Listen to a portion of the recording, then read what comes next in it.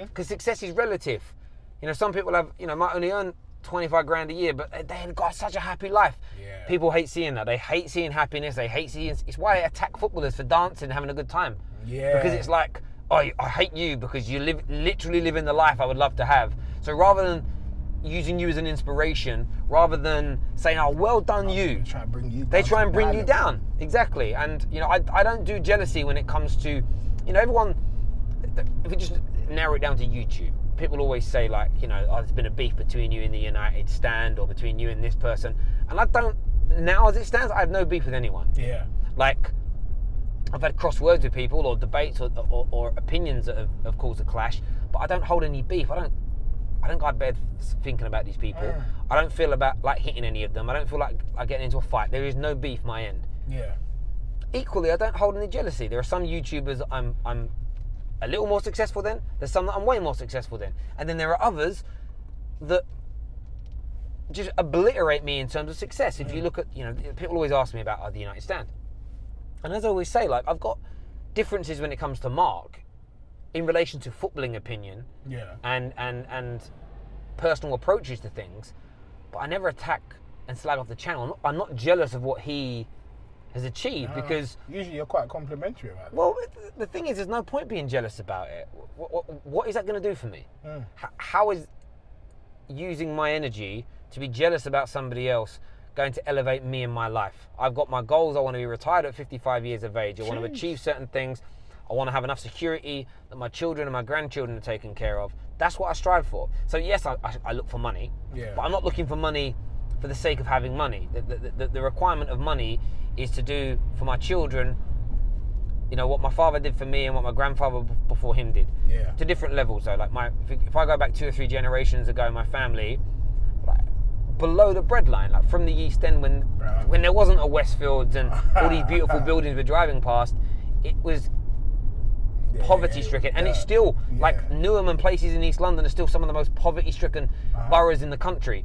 But it was even worse 100 years ago. And my granddad was a kid, but then he got his family. My dad was an only child. He moved them to that next level. They had a little something. Taught my dad work ethic. They weren't living in a slum. They were living somewhere okay. My dad, for as far as I'm aware, like one of the first people in my family name's history to buy a house. For real? Yeah, like.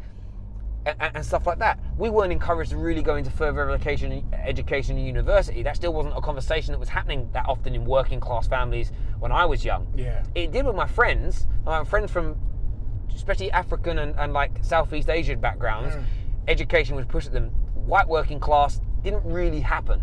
It wasn't the same when I was young. Yeah. But they were still teaching us work ethic, and it was always this. My dad pushed this thing of, you've got to go on to succeed, you've got to move on to that next level. And my hope is by the time I retire and I move on, that my kids have more privilege and they have more of an advantage than I was given by my dad.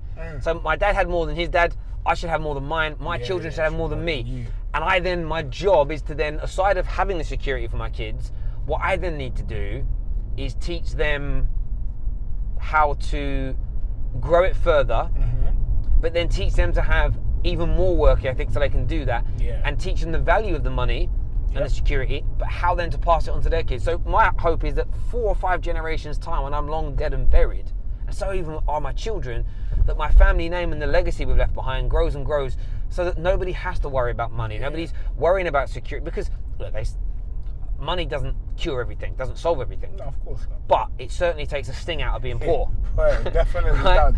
And it helps a lot. Whether you lose your job, whether you get ill health, whether you're suffering with depression, I do think all those things are easier if you don't have money worries on top of it. Yeah. If you don't have to worry about the mortgage, if you don't have to worry about paying the bills, etc. Like, imagine going through cancer, but you've also got the bailiffs knocking at your door. Right. That's got to be a lot harder than just having cancer, but then having a nice house to go home to. Of course. So, but it's my responsibility to mitigate that risk for my children, and then it'll be theirs, and so on and so forth. And I think that the problem you have in life is that a lot of people don't think like that. And I feel sorry for a lot of them because they're not taught that.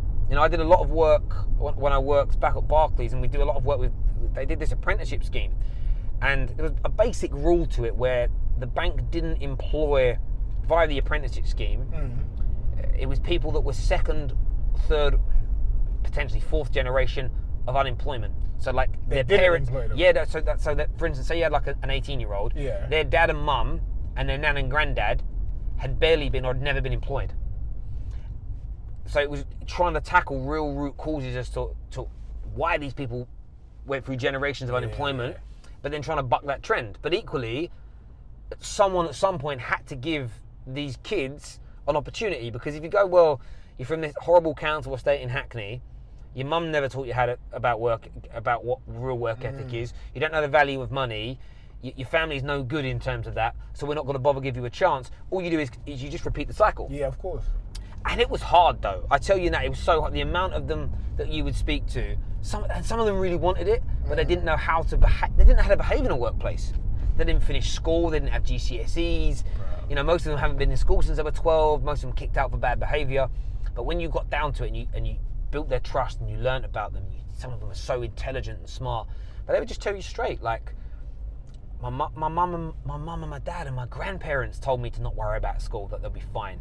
You know, I had this one girl, and she used to tell me how, like, even when she got the job at the bank, most of her friends and even her family, her own grandmother was saying, oh, why work so hard when you can have a little bit less just by having a baby and living off the state? I was having this conversation with a girl yesterday. Yeah. Yesterday, and she said, people that, she didn't say it in so many words, because I think she was wary of being offensive, but she was like, why would you, I've had a baby, I've got a council house, and in a couple years I'll be able to buy this. Whereas you're going to work, you're working a boring office job, like, and you don't have anything.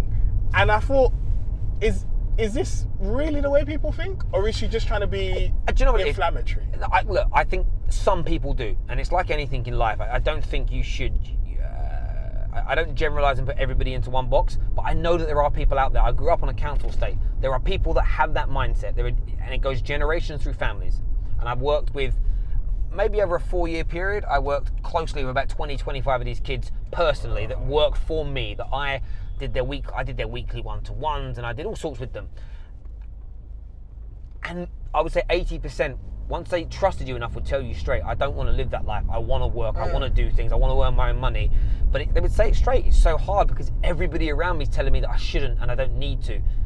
And people like that, though, also get very angry. If we go back to the original point, they also get very angry when they see others succeed. Yeah. Because they don't have, it may be that they were never taught to have the work ethic, or they don't have it within them.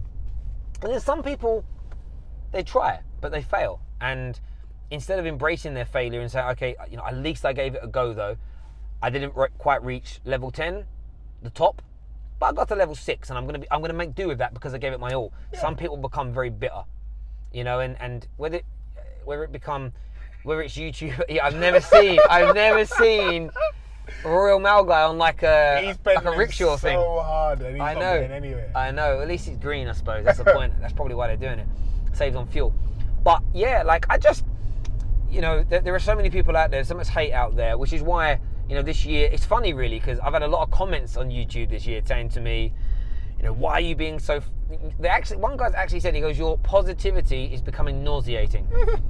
And I'm like, can you imagine? About United, he means? He went just in general. And I'm like, it shows that also, so a lot of people as well,